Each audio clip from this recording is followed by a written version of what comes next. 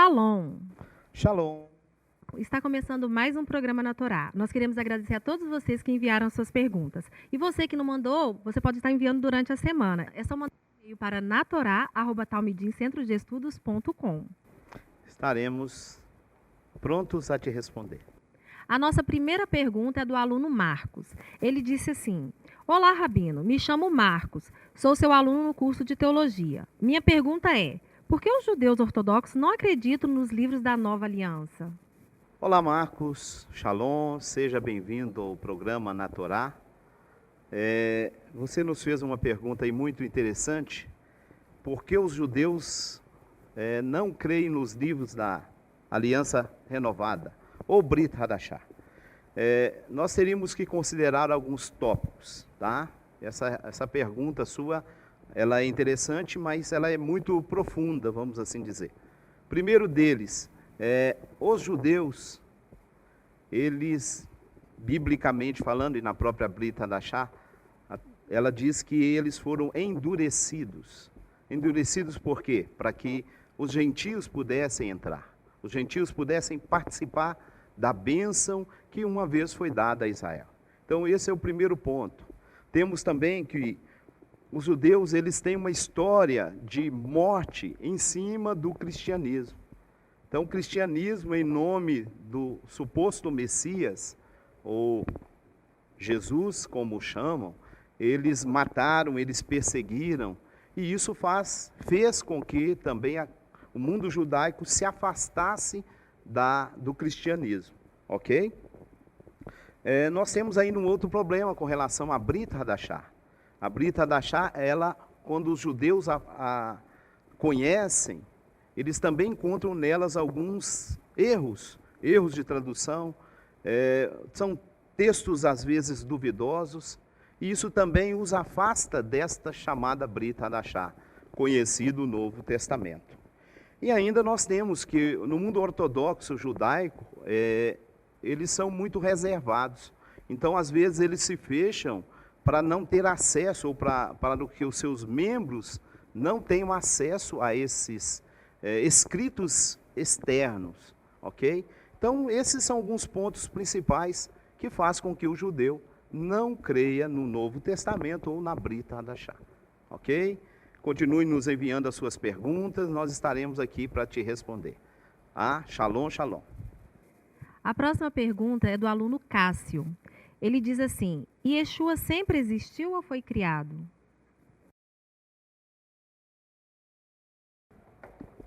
Cássio, seja bem-vindo ao nosso programa na Torá. Uma pergunta interessante, né? Falando de Yeshua. Eu separei para a sua pergunta alguns textos bíblicos, tá? E eu quero compartilhar com você alguns textos. Evidente que eu não vou estar lendo todos eles, mas você que está nos ouvindo, você que está nos assistindo, pode aí depois fazer uma conferência, ok? Quando a gente lê o Tanar, nós lemos no Tanar que o Eterno criou todas as coisas. E o Tanar diz que ele criou todas as coisas sozinho. Com ele não havia ninguém. Então, nós não podemos pegar Yeshua pré-existente e ainda, como afirmam alguns, colocá-lo participando da criação. Sabemos que alguns textos são usados, mas são textos errôneos, são textos distorcidos nas suas interpretações, ok? Então, o Tanar diz que o Eterno criou todas as coisas. E ele criou todas as coisas sozinhos. Então, por exemplo, se você quiser conferir aí em casa, no livro de Números, capítulo 15, verso 41, no livro de Jó, capítulo 9, verso 8, no livro de Isaías 41, 4, diz assim, quem operou e fez isto, chamando as gerações desde o princípio, eu, o Senhor, que sou o primeiro e que com os últimos sou o mesmo. Isaías 44, 24, Ishayahu, como nós o chamamos, assim diz o Senhor, o teu Redentor, que te formou desde o ventre, eu sou o Senhor, que faço todas as coisas, que sozinho estendi os céus e espraiei a terra. Quem estava comigo?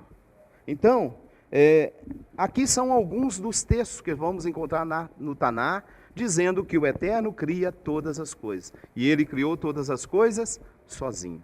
Então, não havia uma outra pessoa, como dizem, e querem colocar Yeshua nisso, tá? Nesse momento, não vou me ater a isso, mas uma outra oportunidade eu explico para vocês, porque alguém pode querer usar João capítulo 1, verso 1. É um texto muito utilizado para falar da pré-existência de Yeshua. Mas ali, se você pegar o texto, a tradução está errônea. Colocam no texto o verbo, mas a tradução é a palavra. Tá? Então, no princípio era a palavra estava com Elohim, e a tradução correta seria, e Elohim era a palavra. Ok? Então, esse é um texto que poderiam fazer essa confusão aí. Ok?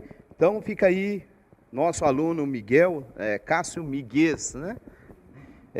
Fica aí então, Yeshua não existia no passado. A Bíblia diz que ele, num determinado momento, ele assume a encarnação. Ele assume a forma carnal e habita no nosso meio. Ok? Antes disso existia a palavra do Eterno, que foi quem criou todas as coisas. Então o Eterno criou tudo pela sua palavra. Ok? Fica aí esta explicação para vocês. Que o Eterno vos abençoe em o nome de Yeshua.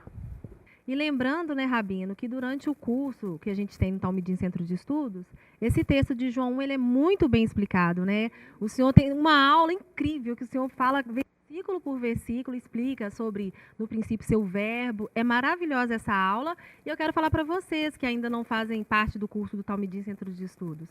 É só entrar no site www.talmudimcentrodeestudos.com. Ali você vai ver todos os cursos que a gente tem. E nós temos seminário de teologia. É muito bom. E nele você pode se tornar bacharel em teologia judaica messiânica. Nós vamos colocar agora na tela os textos que o Rabino falou, algumas referências e mais ainda para que você possa estudar em casa. A nossa próxima pergunta é de José Maria Pereira de Andrade. Rabino, batismo com o Espírito Santo, ele existe ou não existe? José Maria Pereira, seja bem-vindo ao nosso Na Torá. E nós temos na Bíblia uma explicação sobre este assunto. Na verdade, a Bíblia mostra este assunto na prática. Primeiro é bom entender o que é batismo. Né? Você perguntou se batismo no Espírito Santo existe. Né? Primeiro, o que é batismo? A palavra, né, em hebraico é tevilá e em grego baptismo significa imersão, mergulhar, imergir. Então, quando você fala batismo ou imersão no Espírito, ou nós o chamamos de Ruach HaKodesh, então, este assunto, ele está no Taná e ele está na Brit Hadashah. Então, por exemplo, lá no livro de 1 Samuel, capítulo 10, verso 5, nós vamos encontrar um episódio no qual Saul, ele passa por esta experiência. Né? A palavra diz lá que ele recebeu uma imersão no poder do Rua. Ele foi imergido nesse Rua, no poder do Rua, do Eterno, né? E diz lá que ele, após isso, ele mudou o seu modo de viver. Ele foi um novo homem. Então, biblicamente falando, nós temos aí no Taná, se você chega na Brit Hadashah, capítulo 2 de Atos, você tem ali um episódio onde os Talmidim estão imergidos nesta nação do Ruach, ok? Vou deixar com a nossa Ri alguns textos para vocês depois acompanharem e estudar aí em casa, você que está nos assistindo, ok? Seja bem-vindo, envie mais perguntas para nós. A próxima pergunta é de Samara Viviane. Shalom, Rabino. O casamento somente no civil é aceitável pelo Eterno? Estou noiva, porém no momento não tenho condições e nem quem faça um casamento segundo a lei judaica. Samara, seja bem-vinda. Nós, biblicamente falando, o Eterno, ele fala muito sobre as autoridades. Autoridades que ele mesmo constitui, em todas as nações do mundo, né? Existem as autoridades, existem os regimes no qual as nações são regidas, e esses regimes são o próprio Eterno estabelecido. É o Eterno que pôs as autoridades. E Ele até nos dá pela sua palavra que devemos respeitá-las, devemos orar por elas. Então, o casamento civil é o casamento estabelecido pelas autoridades constituídas. Então, diante do Eterno, o próprio Eterno está validando esse casamento pela autoridade que Ele mesmo constituiu. A gente tem no mundo judaico lá também autoridades que vão estar lavrando documentos de casamento, tá? Então, o casamento propriamente dito, ele somente é válido pela lei, se ele é respaldado na lei. Tá? Não adianta a gente ir para uma denominação ou para uma congregação qualquer, fazer lá um casamento e dizer que esse casamento é válido, que pela lei ele não é válido. Ok? Ainda que a lei vai dizer que se você viveu com alguém por algum período de tempo, é como se você tivesse casado, você tem direitos. Mas, biblicamente falando, as autoridades constituídas, elas têm autoridade para lavrar o seu casamento. Então é válido sim, e está na própria Bíblia o que as autoridades fazem. Ok, minha amada? Mande mais pergunta para nós. Shalom, shalom. Estude com o Rabino Moshe Keller. Seja um aluno do Talmidim Centro de Estudos. Cursos de Teologia Judaica Messiânica de alto nível e preço acessível. 100% online. Estude onde quiser. Crie você mesmo a sua rotina de estudos. Você ficará impactado com as riquezas de cada conteúdo. Estudos como você nunca viu. Seja um bacharel em Teologia Judaica Messiânica por apenas R$ 49,90 mensais. Faça agora mesmo sua matrícula. Acesse nosso site e garanta a sua vaga. talmidimcentrodeestudos.com. A próxima pergunta é do aluno Robson Ivo. Ele diz assim: Shalom, o que significa as túnicas de José? Ok.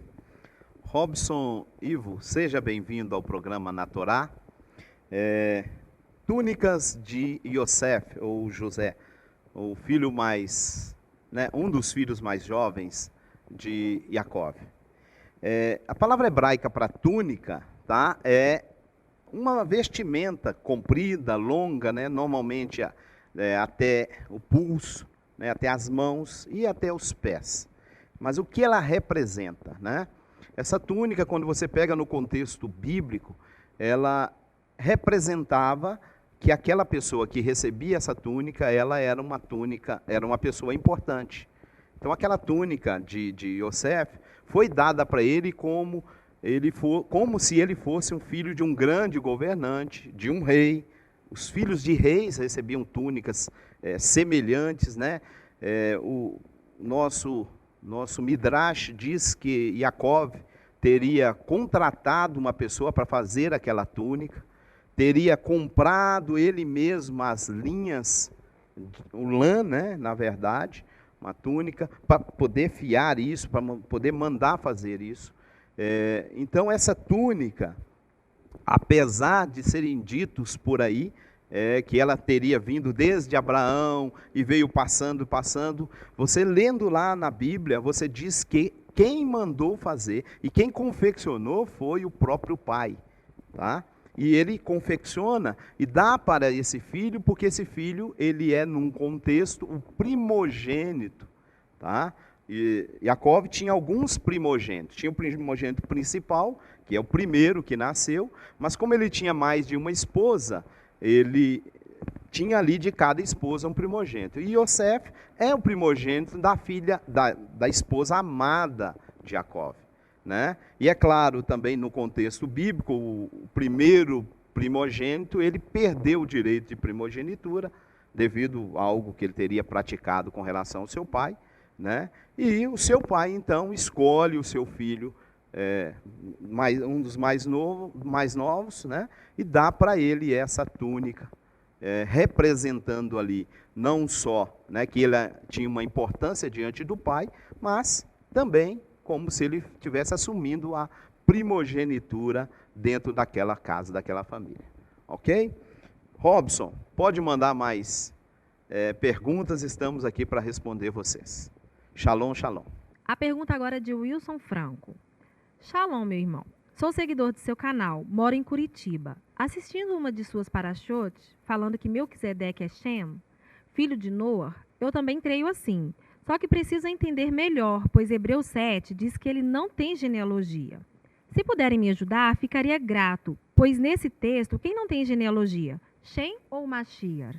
Que o Eterno abençoe muito o seu trabalho, pois somos muito abençoados através dele. Shalom.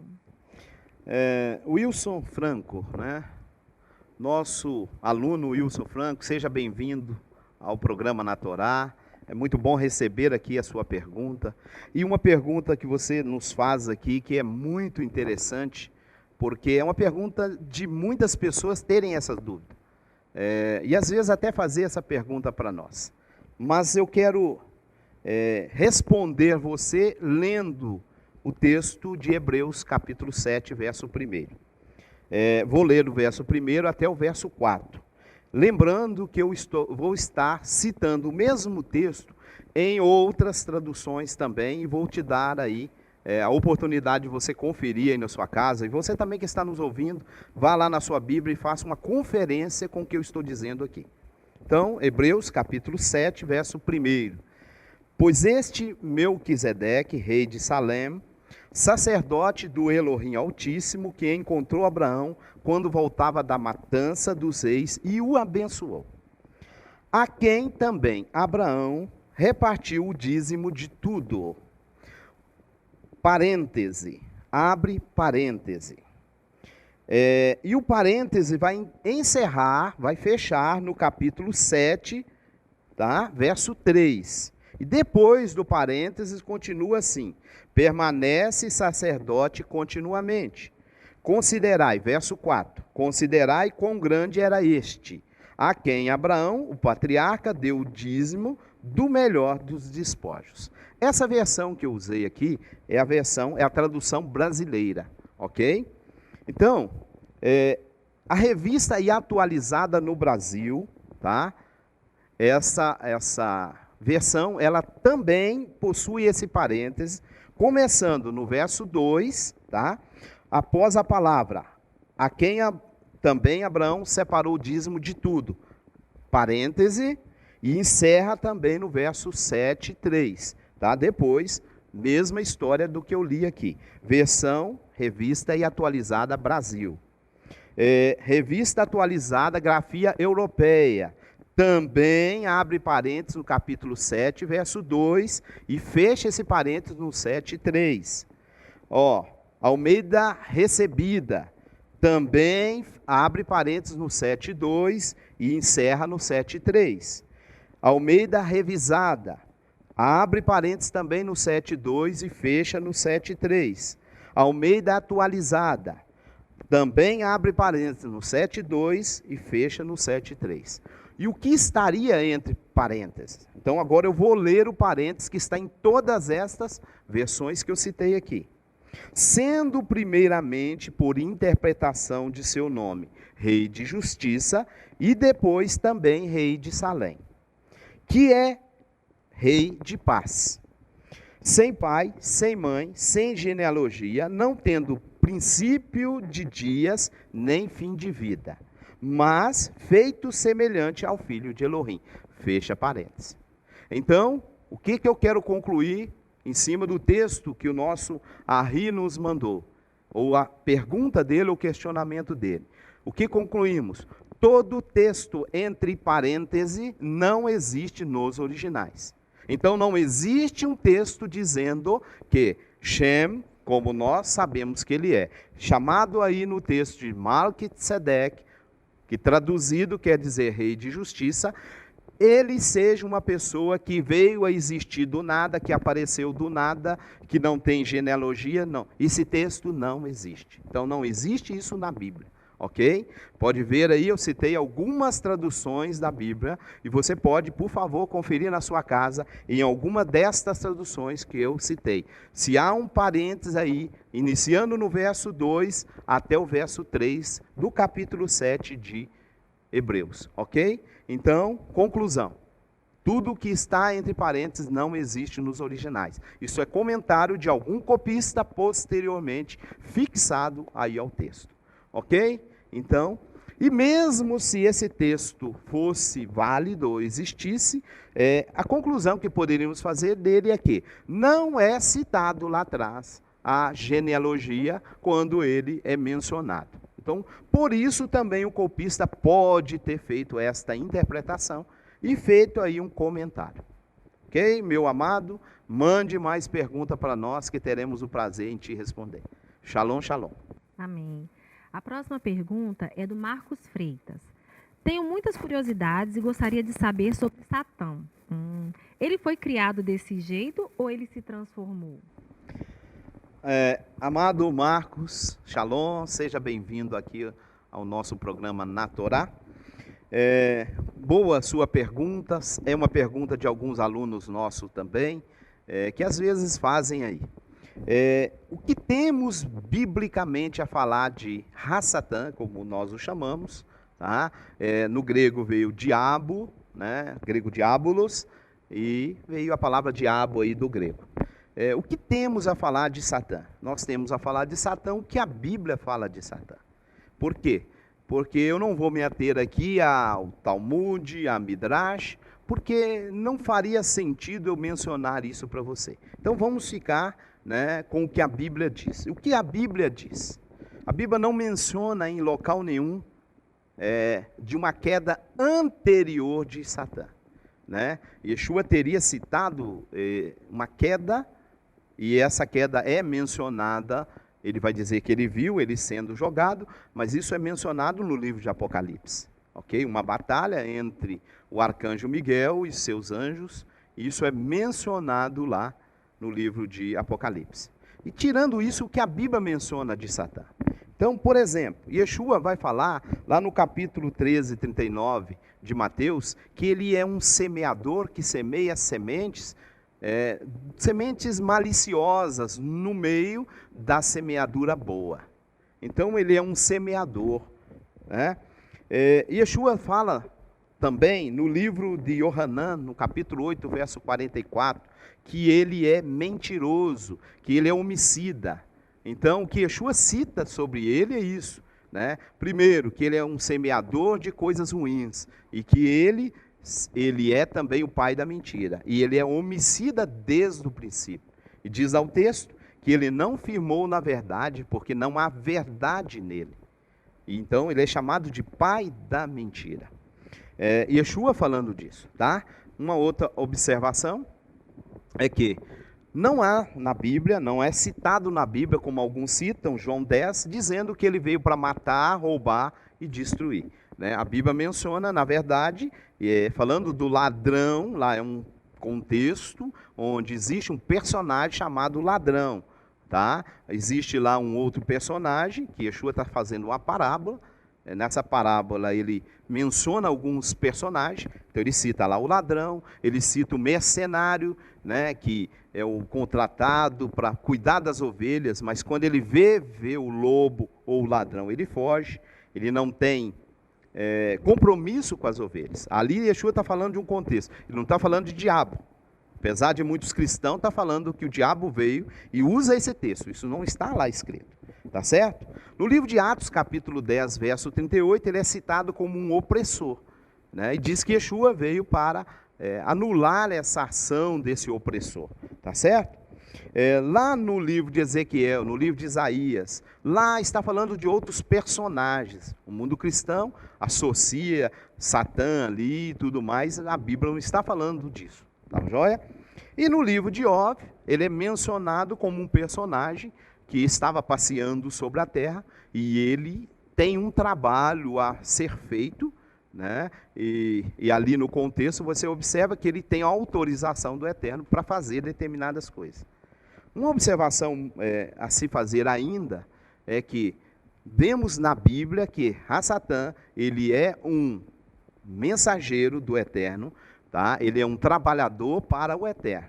Então, a Bíblia às vezes cita Satã trabalhando para o Eterno, tá certo? Então, é isso que a Bíblia apresenta Satã. Então, vamos ficar no que a Bíblia diz sobre ele. tá certo? Se a gente tentar especular, ou até entrar no mundo judaico, eu poderia te falar mais coisas. Mas como não está na Bíblia, ou no Taná, ou na Torá, então a gente vai deixar isso aí de lado, ok? Que o Eterno te abençoe mais e mais. Pode mandar mais perguntas para nós. Shalom, shalom.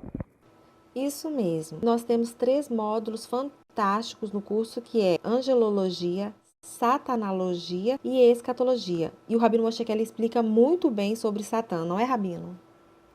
É só acessar www.talmidincentrodeestudos.com. Vamos lá. Agora a pergunta é de Golda Meir. Como você vê Sansão? Ele cumpriu o propósito do Eterno? Shalom. Boa pergunta aí do nosso aluno, né? Como você vê, como vemos Sansão? Primeiro vamos para a Escritura. O que a Escritura diz sobre Sansão? Então, no livro de Juízes 15, verso 20, está dizendo assim: e julgou a Israel nos dias dos filisteus 20 anos. Então, Sansão, ele é um juiz. Como juiz, ele cumpre o propósito eterno? Sim. 16, 28, ainda do mesmo livro, está escrito assim: então Sansão clamou ao Senhor e disse: ó Senhor Elohim, lembra-te de mim, fortalece-me agora, só esta vez, ó Elohim, para que de uma só vez me vingue dos filisteus pelos meus 2 olhos. Então este texto, ele havia passado por um momento difícil, ele havia perdido a vista, né? Eles tinham pego ele lá numa emboscada, cortaram seus cabelos, e aconteceu na sua vida, ele ficou preso, mas aqui ele faz ainda uma oração. E a pergunta a se fazer é: o Eterno respondeu ele nessa oração? Sim, o Eterno respondeu. Então, ele cumpre o propósito eterno? Sim, ele cumpriu o propósito eterno para a sua vida. E lá na galeria dos heróis da fé, tá? Em Hebreus capítulo 11, verso 32, ele também é citado como um dos heróis da fé. Ok? Então, se a gente pegar, juntando aí, né, bem resumidamente esses textos, nós podemos afirmar: ele sim cumpriu os propósitos do eterno para a sua vida. Tá? Então fica aí a resposta, seja bem-vindo ao nosso canal e mande mais perguntas para nós. Shalom, shalom. E você, já fez a sua inscrição para a primeira escola de liderança do Talmidim Centro de Estudos? Você não pode ficar de fora. Serão 4 dias de muito estudo e lazer com o Rabino Moshe Keller, não é mesmo, Rabino? Exatamente. Então, você que está nos assistindo aí na Torá, você é o nosso convidado, né? Você também pode estar convidando alguém da sua família, alguém que é seu parente, amigo, conhecido, né? Você que é pastor aí que está nos assistindo, pode convidar aí o seu grupo, né? Para participar com a gente nesses dias de estudo. Certamente você será muito abençoado. O evento será nos dias 9 a 12 de outubro de 2020. Se você quiser mais informações, é só enviar uma mensagem para este número de telefone que está aparecendo no seu vídeo. Agora você vai assistir a chamada. Roda aí. Primeira Escola de Liderança Talmidim, Centro de Estudos, formando líderes a serviço do reino. Você não pode ficar de fora. Serão 4 dias de estudos profundos das Sagradas Escrituras com o Rabino Moshe Keller. Um ambiente aconchegante, onde você estará em contato com a natureza.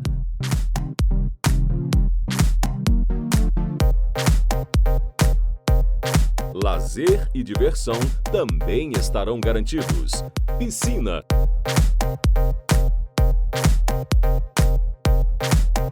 sauna, quadra de esportes e muito mais para que você possa se alegrar conosco.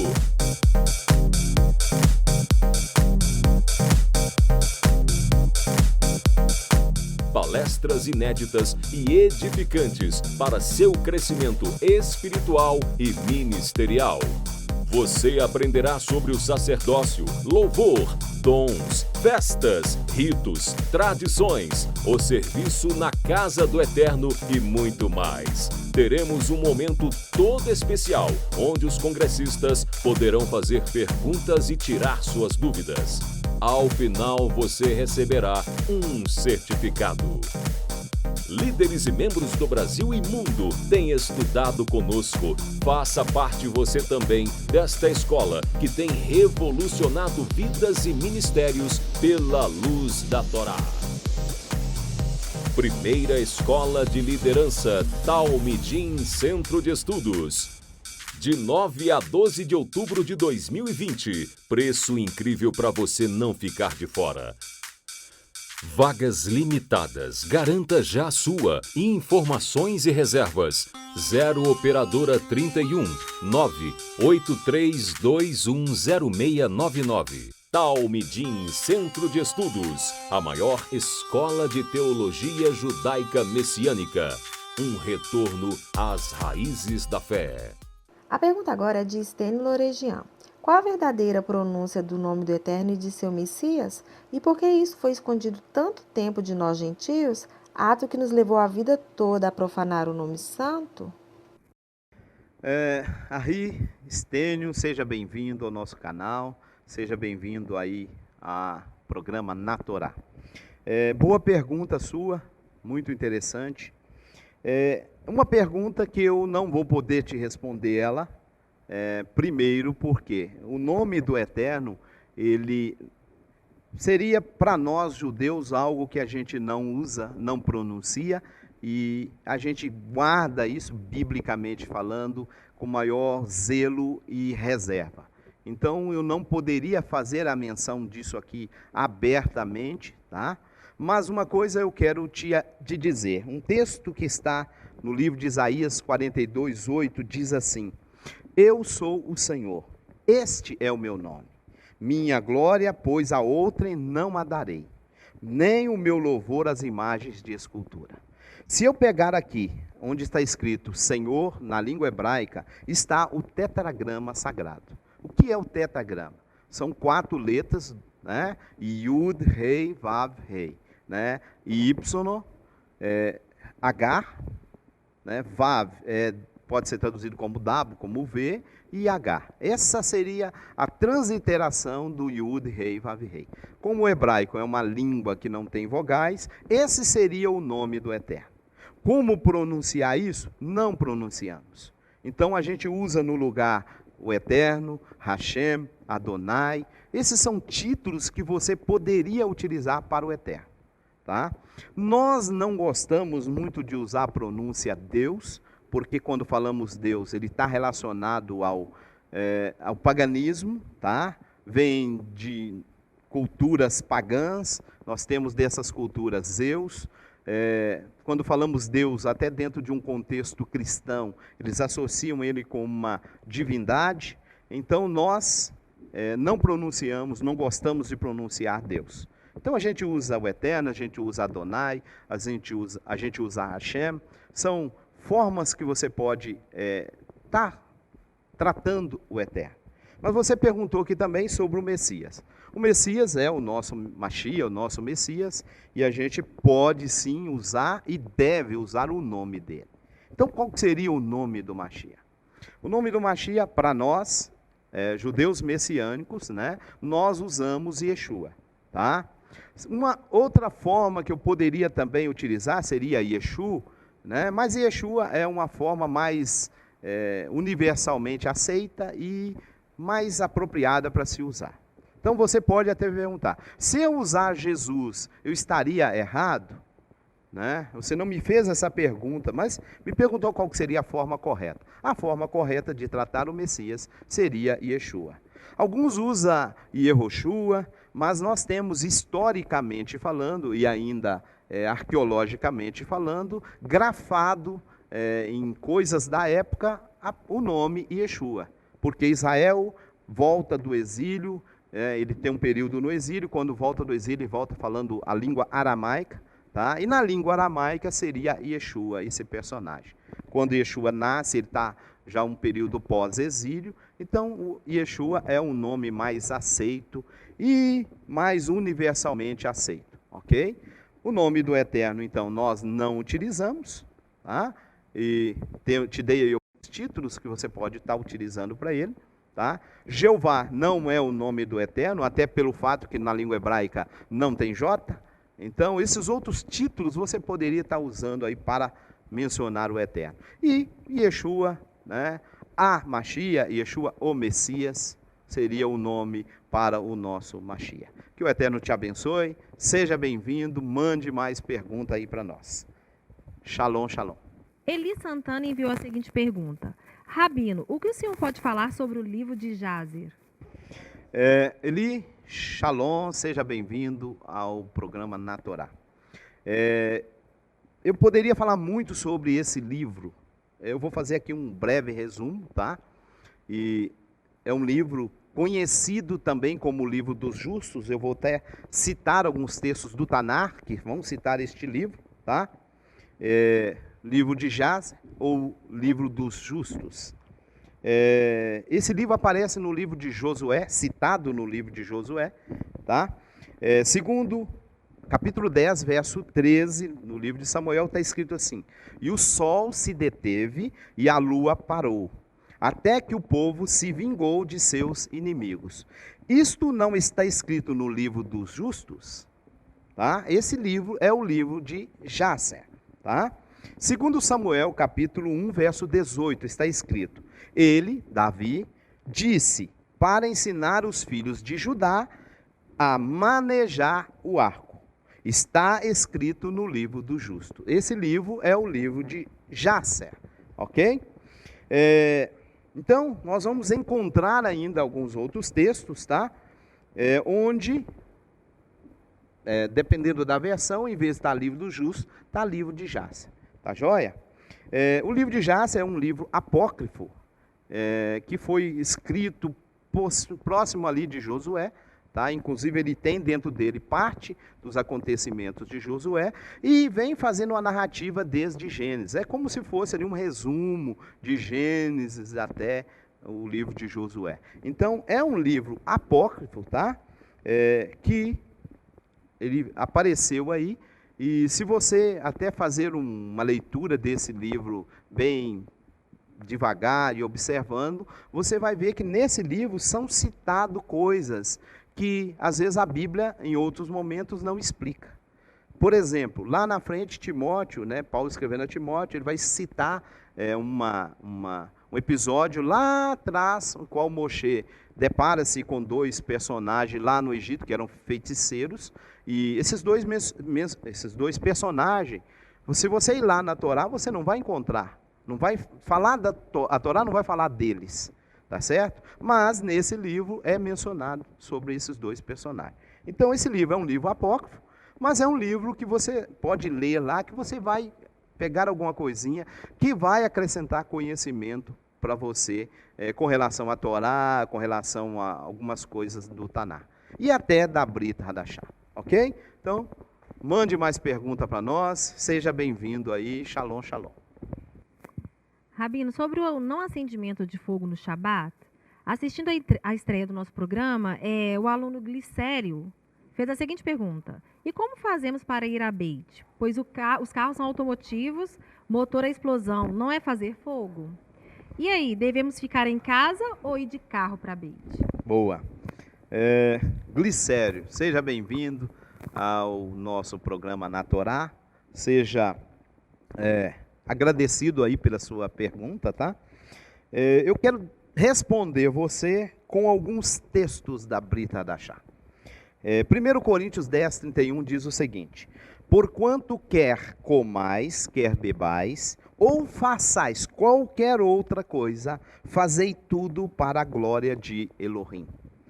Colossenses, capítulo 3, verso 17, está escrito assim: tudo quanto fizerdes, por palavras ou por obras, fazei-o em nome do Adom Yeshua, dando por ele graças a Elohim Pai.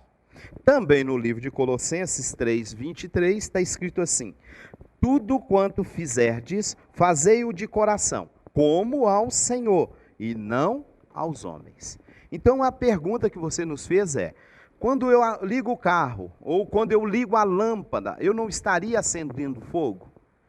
Sim, você está gerando fogo, você está gerando uma combustão, Sim. A pergunta a se fazer é: qual é o motivo que eu estou fazendo fogo? Qual é a razão que eu estou acendendo fogo?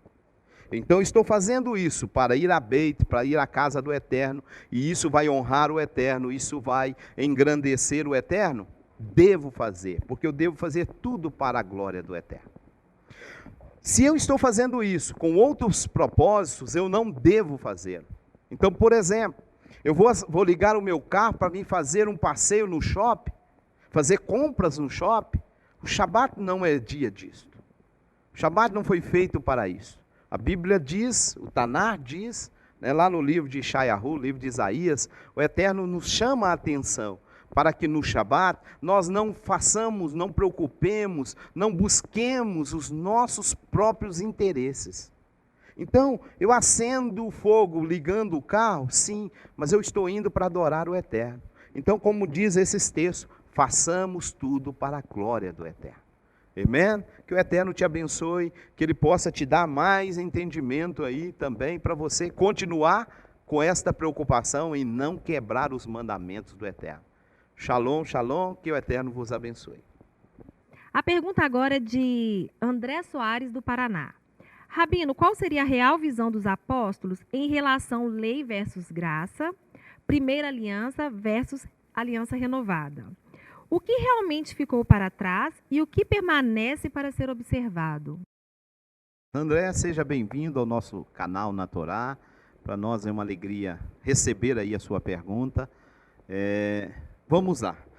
Primeira coisa a se observar é que você está me fazendo uma pergunta no século 21. No século 21, você tem na sua mão dois textos, né? Vamos assim chamar, dois grupos de texto, chamados de Primeira Aliança e Segunda Aliança, e, no outro contexto, Novo Testamento, Velho Testamento. Mas é bom lembrar que, quando você está falando dos apóstolos, isso não existe. Os apóstolos só têm como, nas suas mãos, uma coisa chamada Tanar, tá? Que é a Torá, os profetas e os escritos. Eles não têm Brit Hadashah, aliança renovada nas mãos. Eles não estão eles estão fazendo esse contexto, ok? Então, a questão de lei e graça para eles não existe. Pelo contrário, eles vivem a lei baseado na graça. O que seria a graça? Graça é algo que você, né, num contexto simples, né, porque na língua hebraica a palavra graça é hesed, né, uma tradução simples aí, um favor imerecido, uma bondade recebida. Eles estão recebendo bondade do Eterno em até receber a Torá. Isso já é uma bondade, isso é graça. Quando o Eterno dá para o seu povo uma Torá para que eles observar, e observando isso, eles tenham vida, isso é graça. O Eterno relacionar com o ser humano é graça. O Eterno escolher dentre os povos da terra um povo é graça. O Eterno não destruir o homem quando o homem peca é graça. Então, a graça para eles é algo que eles vivem diariamente. Eles não têm uma separação de lei e graça. Isso é coisa cristã. Isso é coisa que o mundo cristão elaborou. Teve um missionário aqui no nosso país que ele fez a tradução de uma Bíblia, ou compilou uma Bíblia, e suas notas de rodapé, ele trouxe para a nossa língua portuguesa aí uma separação, chamou isso de dispensação, chamou isso de aliança. E a partir de então que começa a se defender essas coisas, né? Lei, graça. Na Bíblia, isso é uma coisa, uma está junto da outra, uma caminha junto com a outra. Então, os apóstolos não tinham divisão dessas coisas, ok? Para eles nem tem Novo Testamento, Velho Testamento, porque eles só têm na mão o Taná, né? Isso vai existir mais depois, e aí os apóstolos já nem existe mais, quando isso foi terminado, vamos assim dizer, ok? Agora, voltando aí no finalzinho da sua pergunta, né? Que você perguntou sobre eles guardar alguma coisa e deixar alguma coisa para trás. Na verdade, tudo que a Torá dizia, os apóstolos cumpriam. Eles cumpriam e ensinavam os outros a cumprir. Tá certo? Agora, você vai perguntar para mim, mas tudo na Torá continuou valendo? Tudo na Torá continuou valendo, exceto uma coisa, na qual Yeshua entra no contexto, que são sacrifícios de pecado. Então, a partir da morte de Yeshua, o sacrifício de pecado está na pessoa de Yeshua. Entendido? É só este ponto que a gente vai deixar para trás aqueles sacrifícios lá do Taná. O resto continua e tem o contexto para isso estar sendo praticado. Tá certo? Talvez algumas pessoas erroneamente vai querer citar, mas isto e aquilo. Tem que entender o contexto para poder dizer se continua valendo ou não valendo, porque também até a própria Torá era dada num contexto, e esse contexto, ele às vezes sofre mudança. Né? Então tem leis da Torá que é para Israel, dentro do contexto agrícola, por exemplo. Tá? Então isso só vai funcionar dentro de Israel. Tá certo? E funcionou para Israel num período, e depois Israel já está num outro contexto, não faz mais sentido. Ok? Mas no principal aí, falando de Torá, sacrifícios, né? E os sacrifícios hoje continuam valendo? Sim. Tá? Exceto o qual Yeshua vai cumprir como o Mashiach e como o Cordeiro do Eterno. Ok? Que o Eterno te abençoe. Tá? Seja bem-vindo. Mande mais perguntas para nós. Para você que é nossos alunos, você que está nos assistindo, você que está assistindo aí ao programa Na Torá, também temos mais um convite para você. Em dezembro deste ano, tá? Dezembro de 2020, nós vamos estar com uma caravana para Israel. Vamos, nesta caravana, passar em alguns lugares, vamos estar fazendo alguns estudos, vamos trazer para você mais conhecimento a respeito de alguns locais, de alguns eventos. Então você é o nosso convidado a estar nesta caravana. Não perca, tá? Temos aí os nossos contatos, você é o nosso convidado. Entre em contato conosco, participe desta bênção. Não perca. Fique agora com a nossa chamada. Shalom, eu sou o Rabino Moshe Keller e junto com o Talmidim Centro de Estudos, estarei na terra de Israel em uma caravana de estudos e você é o nosso convidado. Iniciaremos nossa jornada pelo Egito. Seguiremos viagem rumo a Israel, iremos para Galileia, Jordão, Cafarnaum, Jericó. Em Jerusalém, visitaremos alguns pontos de suma importância para o seu conhecimento, como por exemplo o Monte das Oliveiras, Gólgota, Getsemane. Também passaremos em Tel Aviv. Será um tempo de busca e de conhecimento das Sagradas Escrituras, direto de Israel para a sua vida. Venha conosco nesta caravana. Você é o nosso convidado. Para mais informações, entre em contato conosco. Estaremos te retornando com toda alegria. Shalom, shalom. Vagas limitadas. Garanta já a sua. Informações e reservas. 0 Operadora 31 983210699. Irmã Desirê, nosso aluno Ademilson Pereira, nos mandou uma pergunta, e eu quero passar essa pergunta para você. Né? Ele diz assim, gostei muito do programa Na Torá, gostaria de saber mais informações sobre o estudo dentro do conceito judaico, valores e tempo de estudo para a formação. Então, a nossa secretária Desirê vai estar respondendo essa pergunta do nosso irmão Ademilson Pereira. Amém, Ademilson. O estudo no conceito judaico é simplesmente maravilhoso, é um retorno às raízes da fé. E hoje nós temos duas formas de você estar fazendo o curso. Primeira é o plano mensal, né, que é R$ 49,90, e você estuda durante 4 anos. Recebe uma aula semanal, nosso curso é totalmente online. E tem o curso por módulos, onde cada módulo tem valor específico e você não precisa fazer em sequência. Você pode fazer o módulo que você desejar e assim você conclui mais rápido. E para você ter mais informações, se você entrar no nosso site, você vai ver lá. Entrou no módulo plano mensal, você clicou, você vai ver todas as informações do plano. Entrou no plano por módulo, você também tem as explicações. Se tiver alguma dúvida, vai estar lá o e-mail, você vai mandar mensagem para a gente que a nossa equipe vai tirar todas as dúvidas que você tiver. O site é www.talmidincentrodeestudos.com. A gente te espera como nosso aluno. Ademilson, você será muito bem-vindo a estar fazendo o nosso curso. Lembrando você que o nosso curso, ele é um curso de teologia no contexto judaico, ok?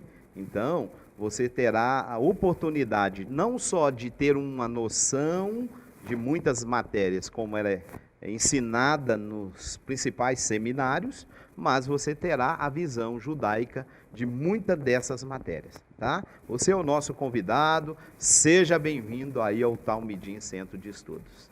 E para vocês que estiveram conosco até agora, né, nós queremos agradecer a vocês, queremos agradecer pelas perguntas que nos foram enviadas. Estamos aqui aguardando, pode mandar mais perguntas. Se ficou ainda alguma dúvida, né? Os nossos alunos aí que nos mandaram e a gente tentou aqui responder para você. Se ficou ainda alguma dúvida, não hesite, manda para a gente que vamos ter a maior alegria de estar respondendo vocês. Shalom, shalom, lehi taraot, até a próxima, que o Eterno vos abençoe. Shavua Tov. Shalom, então, na Torá, @talmidincentrodeestudos.com. Nós estamos aguardando a sua pergunta. Shalom.